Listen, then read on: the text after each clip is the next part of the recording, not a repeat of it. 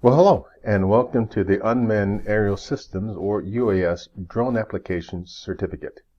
I'm Dr. Matthews, the program developer.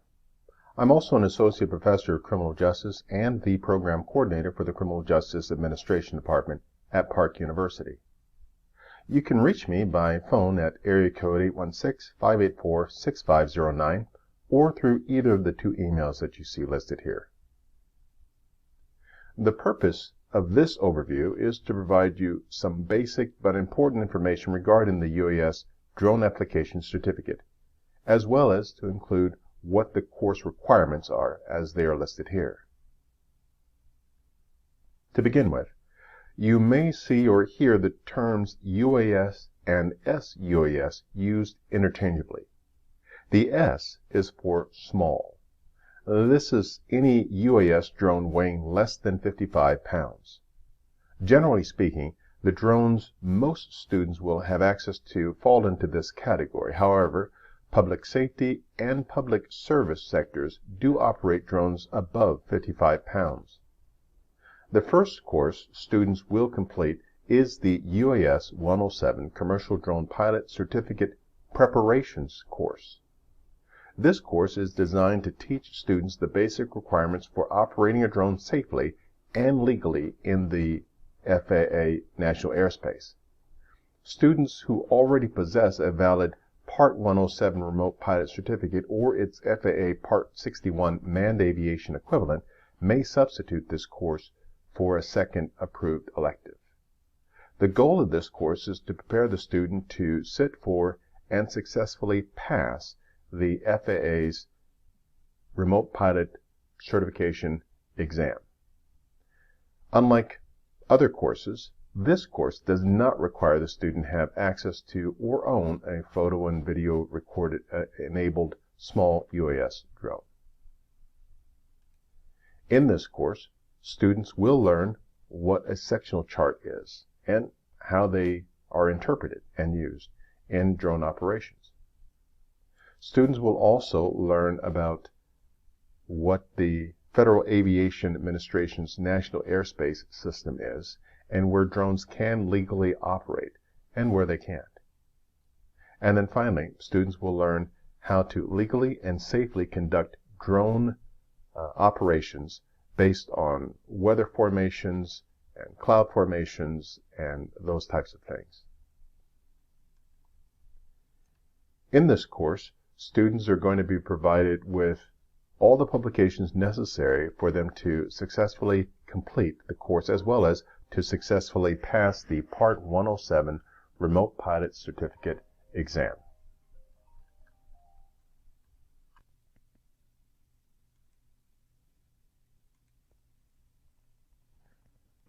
The next course in the certificate program is the UAS 140 Drone Mission Planning.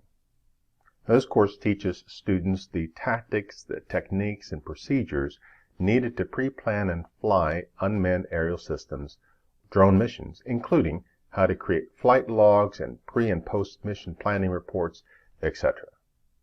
Through various incrementally challenging drone flight training exercises and scenarios, including simulated site surveys, crime accident scenes, investigations, disaster emergency management support, etc., students will demonstrate their ability to fly appropriately and to show their situational awareness skills.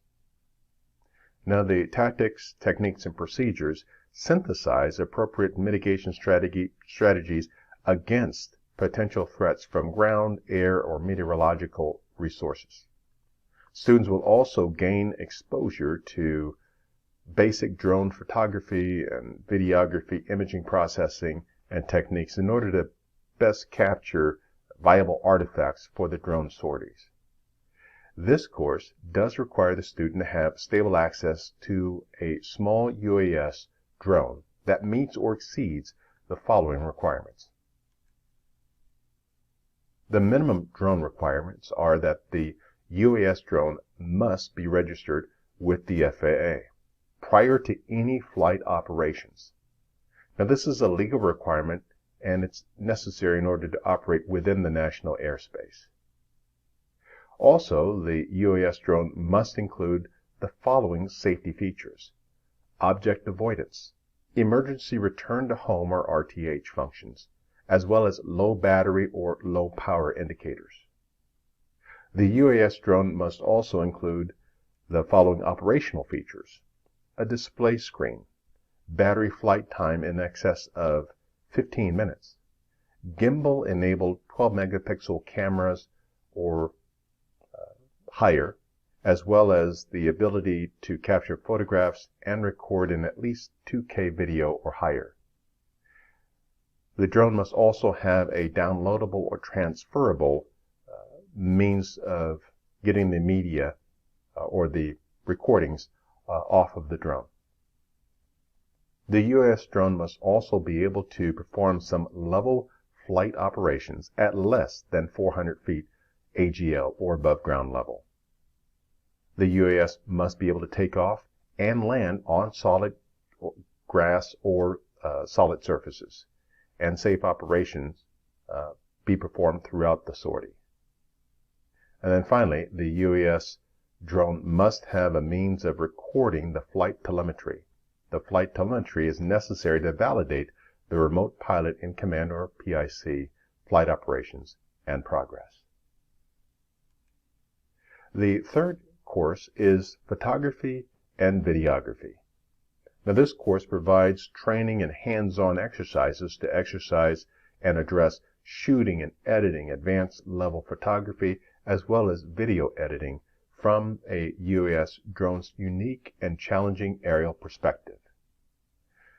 Through various incrementally challenging drone training flight exercises such as, again, simulated terrain mapping and surveys, construction site reviews, and land use studies, etc., students will experiment with various in-flight camera recording techniques and be able to apply post-production processing workflows to create a finished photographic or videographic projects. This course does require the student to have a stable access to a small UAS drone that meets or exceeds the minimum UAS drone application certificate requirements as explored previously. Here are a few examples of what students might complete during their course.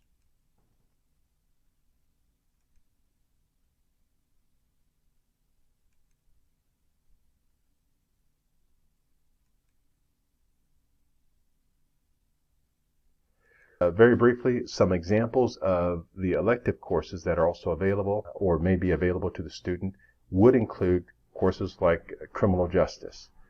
The criminal justice courses might be CJ 311, criminal investigations, terrorism. There'd also be the security courses and additional. In geography, perhaps courses like cartography or land use planning, along with other types of certifications, might be useful as an elective course. In either engineering or construction, the student might elect for construction estimating or environmental impact of engineering, along with other similar courses. These are just a snapshot of some of the example courses that might be approved for elective courses used during the certificate.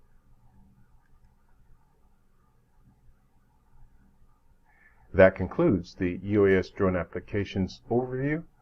If you have any questions, feel free to contact me. Again, my information is right here. I'm Dr. Matthews.